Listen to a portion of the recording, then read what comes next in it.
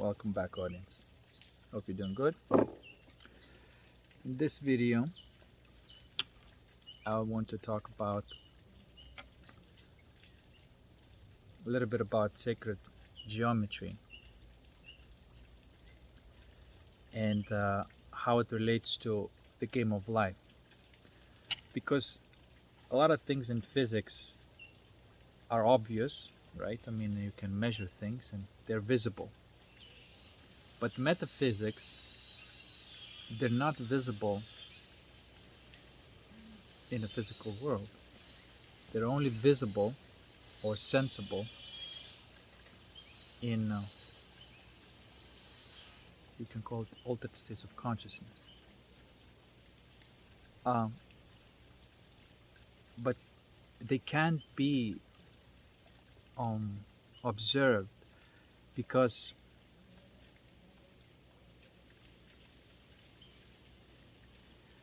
there's many ways to see the structure of consciousness that is not visible. I mean, how can consciousness look upon itself and understand itself? But of course, there are ways to do it. In this video specifically, I want to talk about this game of life and this theory, if you will, that the game is about correcting distortions in the field of your soul. That we come here with these distortions and we have a choice to either use a coping mechanism as ego or alchemize it and evolve. And based on this little model, what I found out to be the case, because I was very curious about, because like we don't in this video game, like if you accomplish something in this game, that you can get like a reward or a rank or a status, right? But in states of consciousness, I mean, you don't have that. It's not obvious, it's not visible. I mean, you can sense it. Every time you alchemize something, you can feel yourself like, whoa, that's a different state of consciousness, that my base of state of consciousness is very different. But it is difficult to see like what's exactly going on. You can experience the state of the feeling of security, the feeling of joy and love and all these states, and they're almost kind of discovered. And based on this little theory that I'm looking at, that life is about like the seed, the germ, the flower, and the fruit. And when the fruit comes at you, fruit shows you distortions. Within that fruit is what? Like, what is the fruit? The fruit is sensations, thought patterns, and feelings or emotions. And if the reality brings you something that the combination of those is not what you want, then you can detect a distortion within your consciousness, and you can choose again to make a choice to either completely confront this distortion and go through the alchemical process, or pacify in some way, like create a ego-based desire and pacify in that way. And it seems that we are cycling through all of those. We're cycling through all of those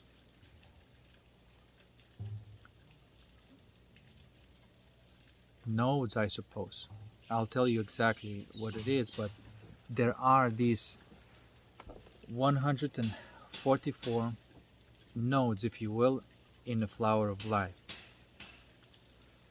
And those are 90 petals,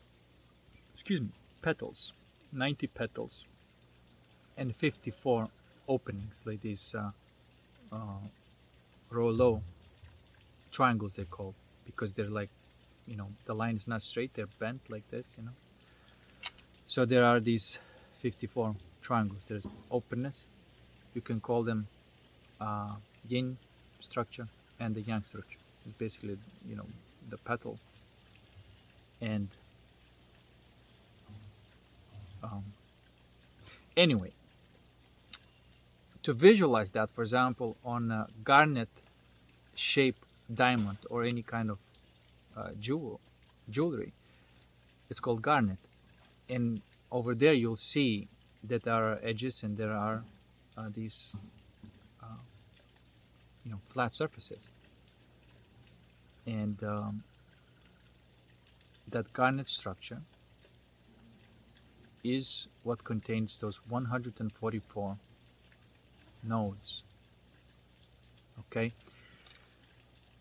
and it seems that we're going through them and we're cycling through them, and we approach one of those, for example, and then the event in your life is different to the way you desire because of that error in that node, and you can choose to fix that, right? Alchemize that, and the next time it will bring you something that is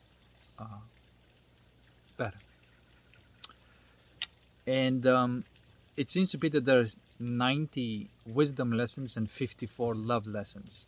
You could say that, right? Because there's on some things we have to be open, and in some things we got to have boundary. The boundary that is permanently, universally strong, I should say, or permanent. Okay. And this structure creates interesting phenomena. And sometimes it's called philosopher's stone. It has many names.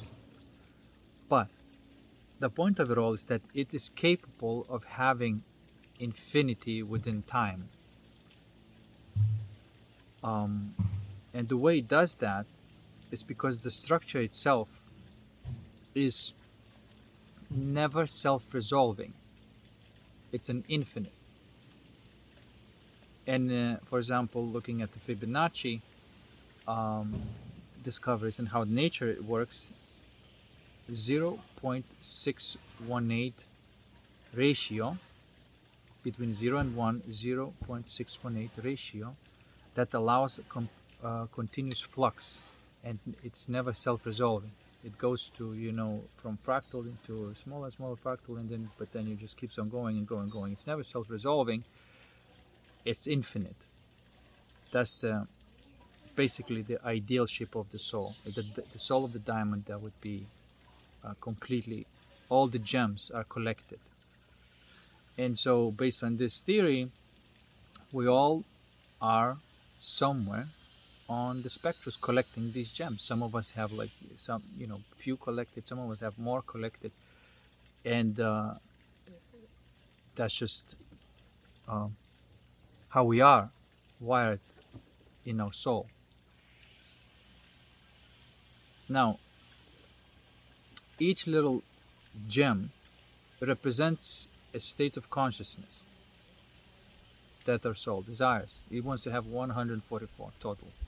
Right? They're all you can break them down into 12, and then you can also break them down into 6.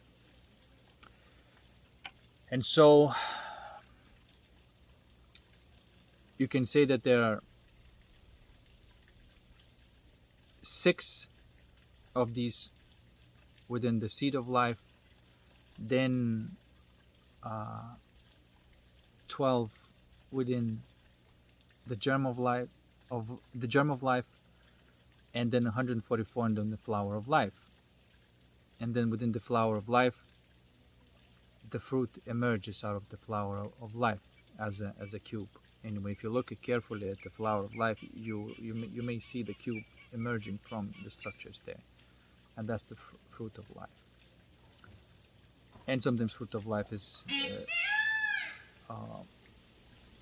equated to Metatron's cube. And Metatron's cube is almost like a key from which you can unfold everything. Okay, so that's ideally speaking. Um, Life always brings you these opportunities, these distortions that you have.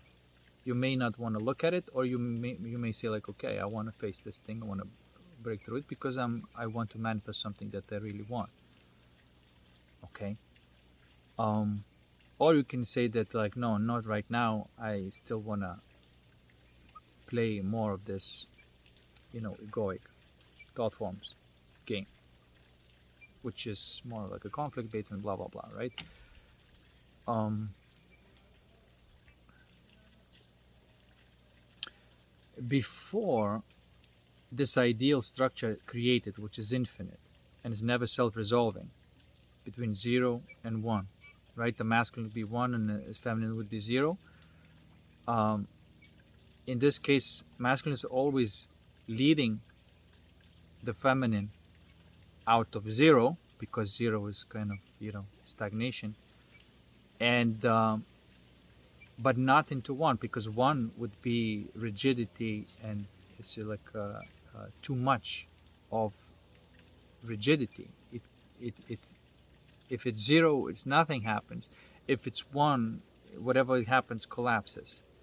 So the yin is always, the yang always need to be leading the yin out of it, out of that stagnation, but not go into the rigidity. Okay, and so there's this state of consciousness that is, it's like you are enjoying the unfoldment of it, but at the same time you are moving, because without motion, without striving towards something, there's no motion. But now you're not striving towards 1, because you know that you're never gonna, that's not what you want. You're just striving, and you know that you can say 90 points of, for every 90 points of courage, you gotta add 54 points of surrender. Okay, so if you go more than that, then you may call it like that's way too attached to the outcome. If you go less than that, then you're not really sending your intent strong enough. So that's why you're not really accomplishing, or continually accomplishing your soul desires, because you're either in 1 or 0. But the art is to be in between. And as you can see, it's not about equality. This is what I would call sacred inequality. And it has to be so to continuously perpetuate the creation process that never ends. And so even like in your personal life, if you structured your life in a way that is, from goal to goal, and then you're striving for goal, you accomplish the goal, you got a little jolt of a dopamine, and then you're going off for another one, and eventually, you'll see that that's, it never ends, and that doesn't make you happy, because you have goals that are finite. If you start living life, or you may want to try it, to create a perpetual goal, so to speak, that has no end, right? It may have like a little goals within this, but you're not attached to them, because you know it will never end. So when you have this idea of like, oh, I'm just continuously going, not, in the next month, year, this lifetime, or maybe, in general, the existence is like that. And you say like, all right, so then I'm going to keep on having, what is the perpetual goal that I want to have? You start thinking very differently. And it may be like, oh, I'd like to create something. I like to continuously create something. Or I like to continuously play something. And there is no goal. Not goal in the sense that we, used to. No. There is a purpose. You have to have a purpose to move towards it. Without that motion, you cannot. You see what I'm trying to say? It's just in between.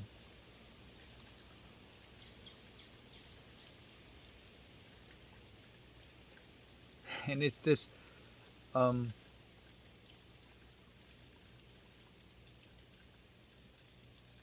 it's this state of like, whoa, it's about to happen, but it doesn't, and you have to be okay with it, if it makes any sense. Because if one signifies pain and zero signifies pressure, and if you have any kind of pressure in you, you got to put a little bit of motion, purpose. Uh, uh, you know, there's some drive. But if you have pain, or courage, I should say, right? Some courage. But if you have pain, you got to ease off and you put a little bit of more surrender, but not to the way that you say, like, you don't go back to zero, back to one. This is what's sometimes going on. And you know, it's, for example, with men, they used to have drive, and now, like, the spiritual teacher says, like, oh, it's just about surrender. No, it's not about just surrender. It's about, you were right the first time by striving and trying to accomplish it, but you just had to add a little bit of surrender and continue doing it. Shut your mouth. That's right.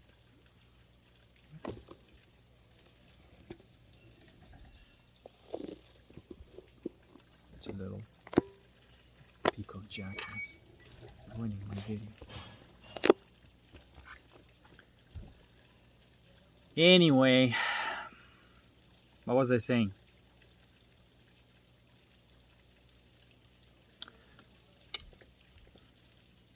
So life is this game that we go from one gem and to another, and it keeps on circling like that.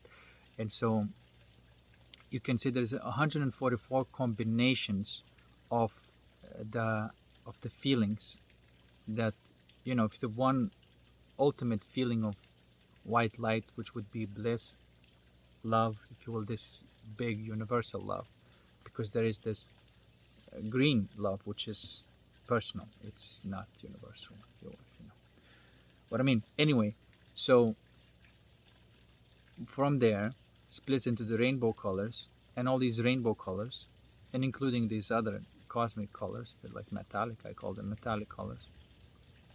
They all create 12 times 12, 104 combinations. And so we, as a soul, we want to have all these combinations back into the whole. And not only that, we want to experience them over and over again in a different forms. So if you have 144, imagine 144 bubbles, and each bubble has the seed, the germ, and the flower, and that is basically what kind of feelings are mixed within this particular bubble. That's your dream, the bubble. What kind of feelings are there? What kind of forms are there? And what kind of sensations are there? What kind of thought forms are there? What kind of sensations are there? And that's your bubble. That's your dream. And we have 144, according to this little theory. We have 144 dreams, or soul desires, if you will. And we play this game of life to collect them all. And even if we do collect them all, it doesn't end, because then you want a different form. You may already access the feelings of each one, but you may say, like, well, I want to try this form now, this form, this form, this form. And so we seem to be creating these chains, this chain of dreams that keeps on coming. And if the bubble or the dream comes, like, which is the ambient, the event, what's going on, right? If it comes in a way that you don't like, and it just doesn't make you feel good, you can alchemize that, change it into something that does feel good. What form would that take? If you were to experience what you do want, you create that thought form, and what kind of sensations would you have? And then suddenly, maybe not suddenly, but it comes, that dream starts joining the pipeline. There might be other things on the pipeline, because time is like that, that you may have created that bubble, but it joined that chain. There's 144 chains, which, by the way, this is how DNA works also. It has these, every 144, there's like 144 codons, there's like a new set of this. It's every 144 there's a new set of 144. You see what I'm trying to say? It comes into this change of 144.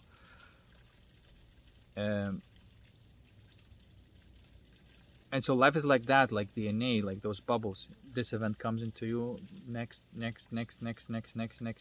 if you've created something from something that you didn't want, and you created something that you do want, now that bubble's coming to you. Okay. And if it comes in and it's like, well, that's not exactly perfect, right? That's not exactly what I asked. But what you do is you enjoy what's there, and you enjoy the crap of whatever you like about it, and the stuff that you didn't like about it, whatever the feeling created, the negative feeling that created inside of you, you take your time and you alchemize that. You don't dwell on it, you see, because you don't want to think about it. You just want to feel all the way behind all that feeling until that thought does not evoke that feeling anymore. And then what you discover, this feeling that you were looking for but wasn't there in the event, you probably discover one of those 144 mixtures of those feelings, and that's how it feels like. And then when you discover that, you can imagine what would that be like. And so then the next bubble, more ideal bubble, is coming to you.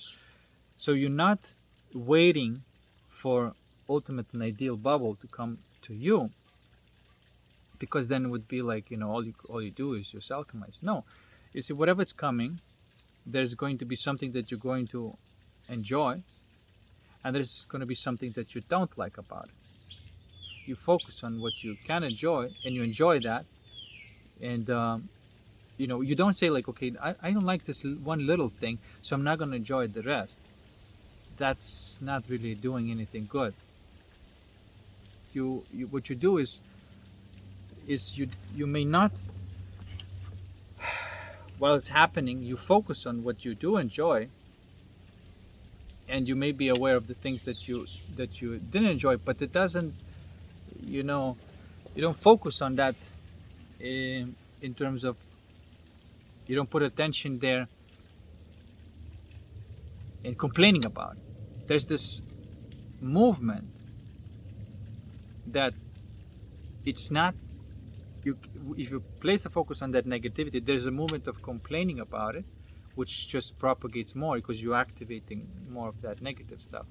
And another movement is where you are just feeling it all, you're dissolving it, and you're alchemizing it. So in other words, you enjoy whatever is there to enjoy, and you alchemize whatever there that wasn't ideal.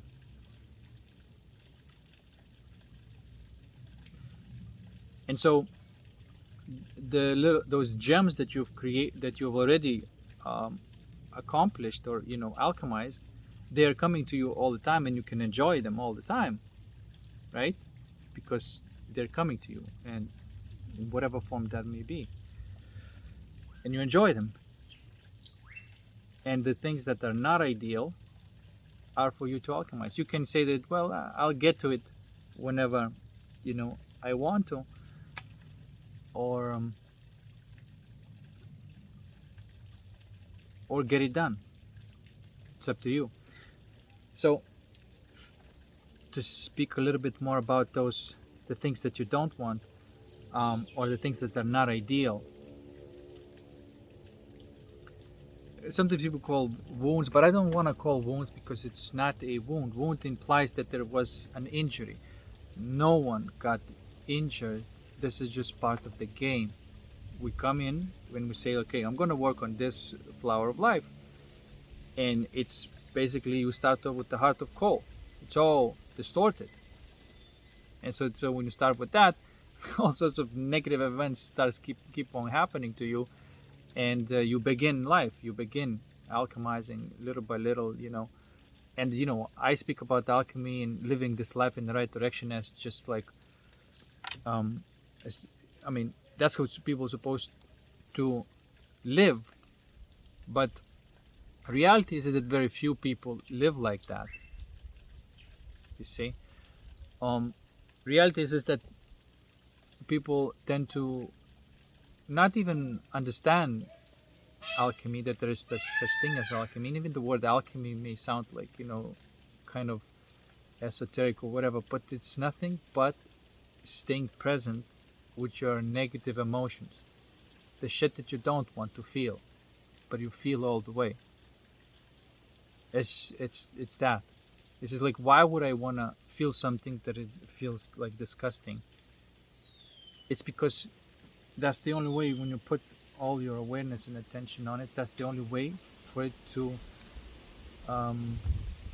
become reintegrated. Because what you're doing, you're not trying to rid of it, because you can't rid of it. Consciousness doesn't have any parts to get rid of it. It's already one system, right? But there's distortions that you have. So the way to eliminate those distortions is you have to apply this state of consciousness that you could call a 0 point, zero it out, right? And sometimes you may need to go inside of it. Sometimes you need to use courage. Sometimes you need to use surrender. But there is this process that it's real. I can tell you it's real, because a lot of these teachings, these spiritual teachings, they say that, oh, you already, whole, and you never really need to do anything. You never really had ego, and they say shit like that. And they ignore the fact that we are here to do a specific, great work, that even though this part is true, yet for the existence to be existing, the game and the creation process must happening. So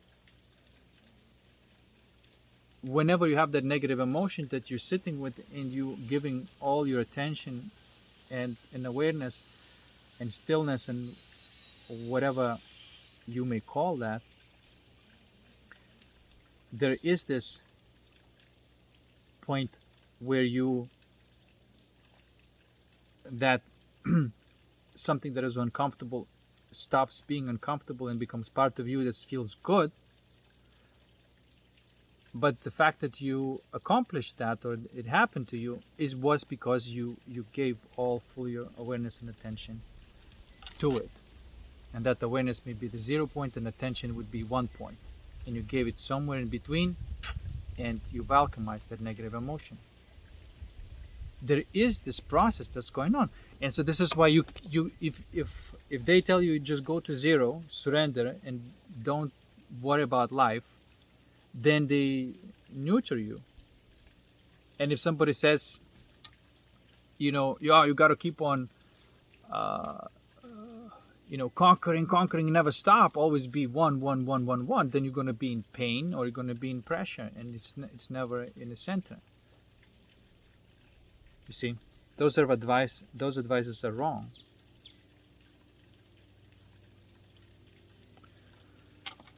You have to be, and that's not, you have to be at a specific ratio, 0.618, not at the center. This is why equality, there's no such thing as equality. If the equality existed, then the life would not win against death. Life always wins against death, and therefore there's an infinity. Okay, that's the natural metaphysics. And if you structure your life based on what is metaphysically true, you'll notice that indeed your life is getting much better as well.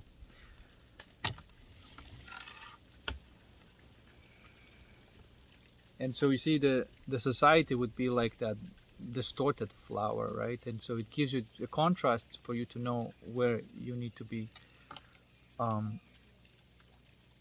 growing. And it is true that, like, if you are put in the environment where there is like the darkest environment that can ever be, that may produce all the opportunities for you to grow, right? All the opportunities for you to alchemize.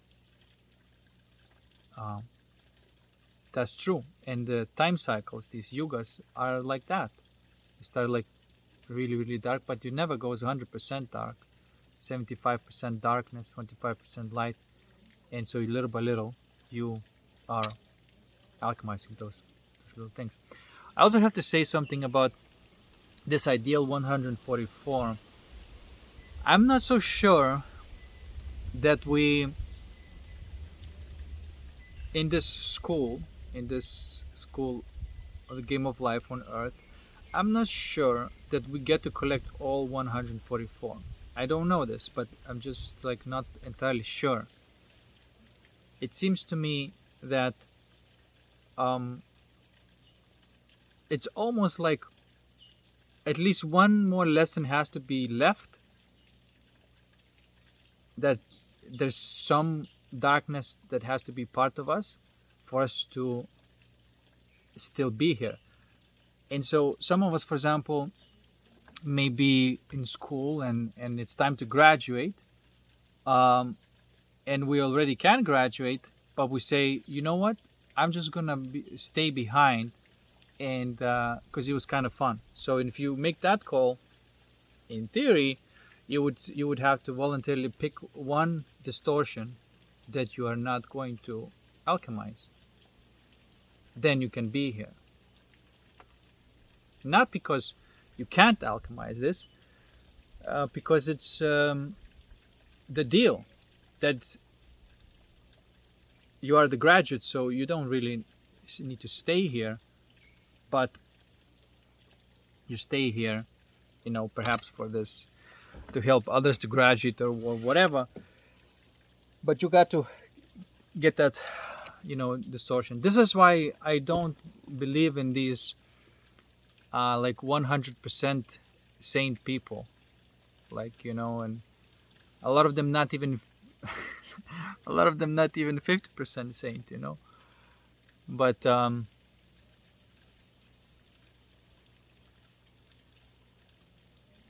that's just one theory of mine, or maybe an excuse. But I honestly,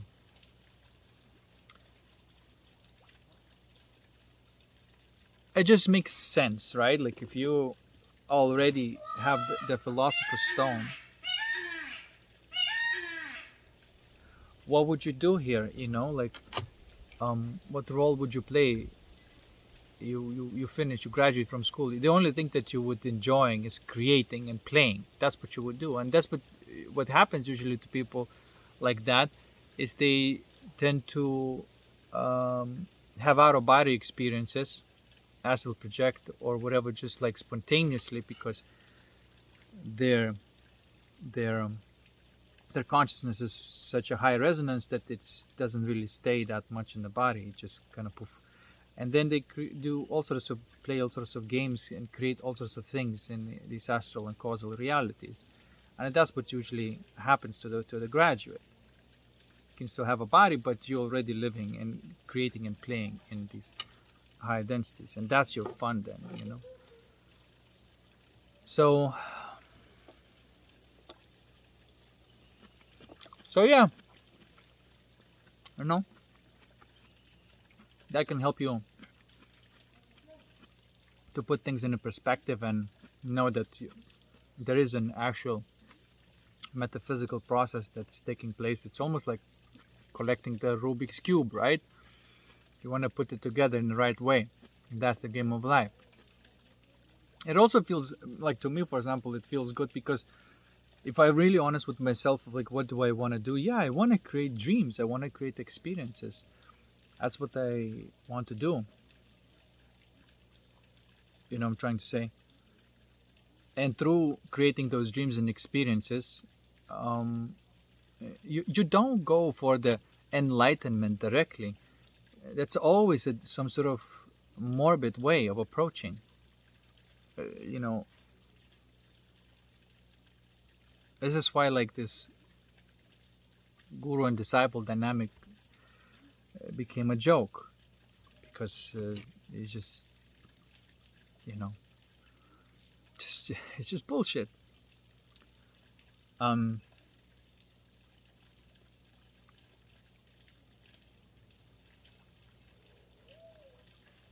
It's just nonsense. It's just more ego games. And even like, for example, you could say like certifiably enlightened people, for example, like Osho, still had a dark side. Maybe it was minor, but it did have a dark side. And one of those dark sides were that he was conning everybody. Admittedly, and the people were asking like, "Hey, are you, are you mocking us? Are you making fun of us? Because what you're teaching, saying that this, what you've created, is just um, to trick us."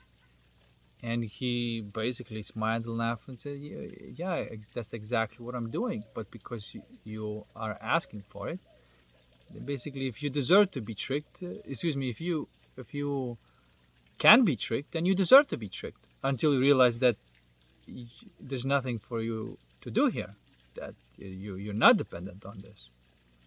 So it's almost like an excuse to run a con in order to give a test to the follower, so to speak. And the test is that basically you're being a dumbass by following me. That's pretty much what's being said there. Maybe not a dumbass, maybe naive, but maybe dumbass too.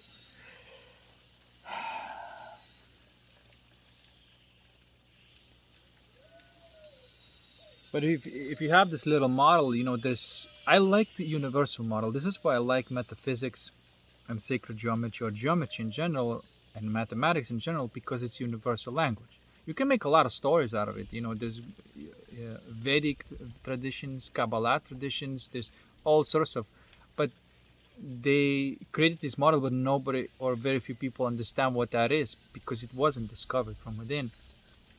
It's just been learned as a knowledge, which is worse than beginning the journey. And this is why, like, you have to discover all the truth. Those 144 truths, if you will, has to be discovered by you.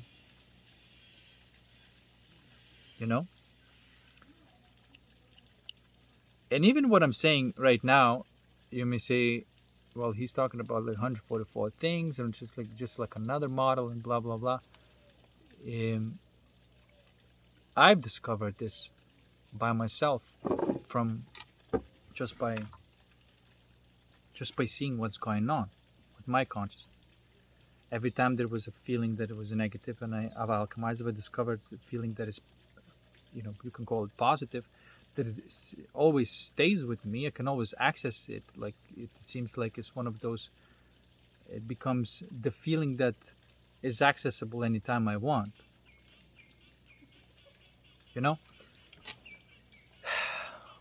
And then I got curious, like, what is this feeling? And then I equated to rainbow colors, because I start seeing this like rainbow colors in my consciousness when I was feeling those multiple feelings at once. And then that's red, that's orange, that's how green feels like, that's how blue feels like. And little by little, the clarity was kind of dawning upon me. And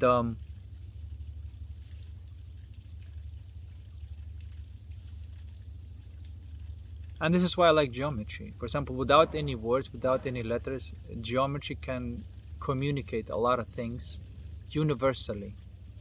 It can communicate frequency, it can communicate sound, it can communicate more complex meanings. I consider geometry and mathematics, which geometry is the branch of mathematics. I would consider that a universal language that can carry the meaning directly.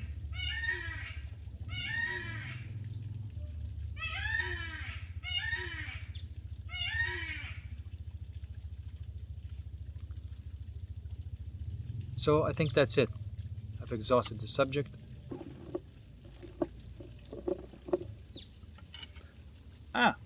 I want to add one more thing to embrace simplicity even more.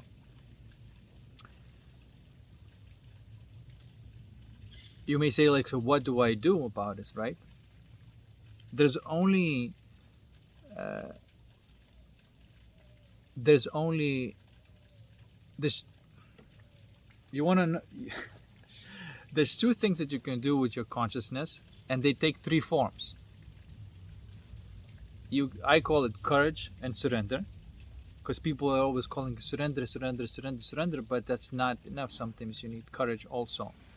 And then it turns out that you got to have 90 points of courage, 54 points of surrender. And perhaps as a man, because, like, ideally speaking, but as a man, you probably want to lean more on the courage points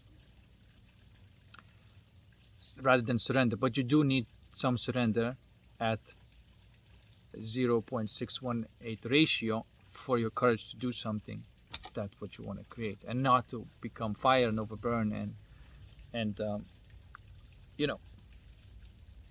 your alchemy is not really producing the gold that you've been looking for. So those two things, and it's a specific motion of consciousness. Attention, for example, you can focus on one point somewhere, right? And sometimes what is the courage is when that point doesn't feel good, but you gotta go there. So that's courage. Pow. Do it anyway, right? Courage. And awareness is everything that's around it, the void. It's this openness. It's this, powerful relaxation. And so you have that motion. And so you use that for your emotional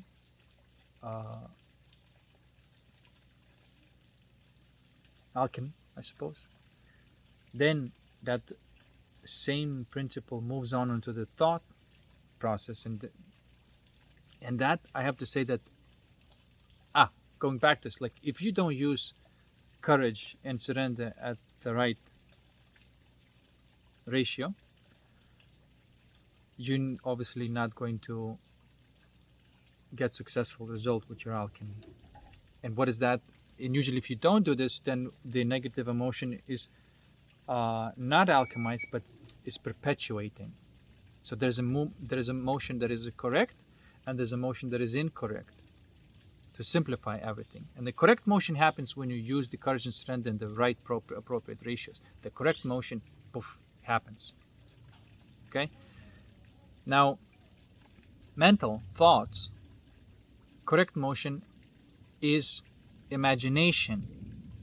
Incorrect motion is thinking. In this particular case, on creating process.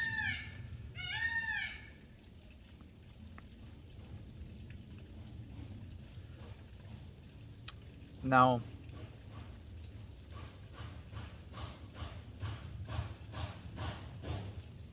then you go into the body, which is the world of sensations. Same way, you move towards the sensations that you may deem them to be like uncomfortable, like exercise, right? But not too much so it becomes kind of drag.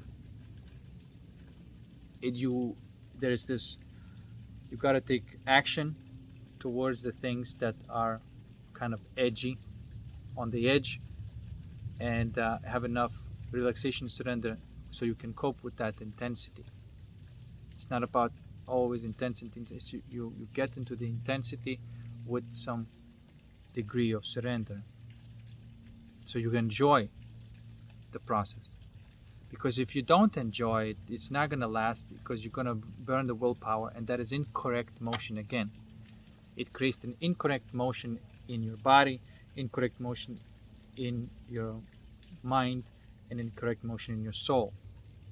But the right use of those two faculties, the right amount of courage and the right amount of surrender, or in this case I call it attention awareness, right combination of attention and awareness, right combination of intention and allowance, and right combination of action and relaxation.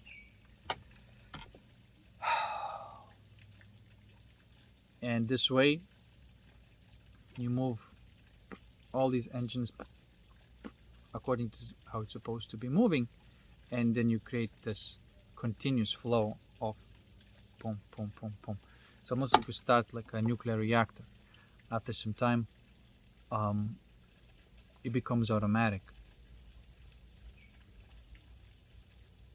I I have moments where it's kind of like automatic, but then I have that works for a little bit, and then I have to go in manual again.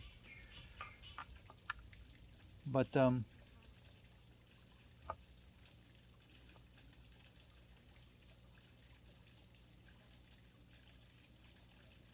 I'm sure how this is how to play the game of life, because in this game you're being put in a position where it's neither zero neither one will do. You got to get to the point where it's 60.618. This is where you gotta end up living, and no matter whatever you want, zero is not gonna do, one is not gonna do, because this is where the escape is. It's not an escape, but it's actual playing in the right way, I should say, because zero, like I said, is pressure, one is pain, and something is in between is, you can call it bliss. So this is why if you are 0.618, whether you like it or not, the answer of this game is bliss.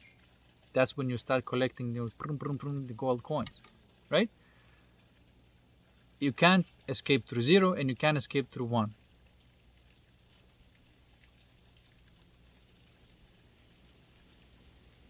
There is this sweet spot that we all ought to tune to, and it's delicious.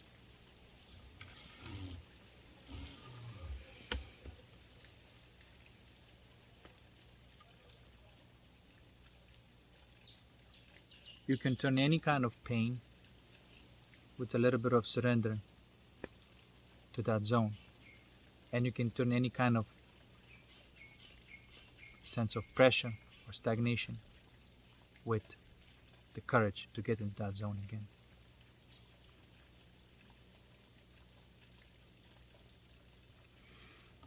And that's it for today. I'll see you next one.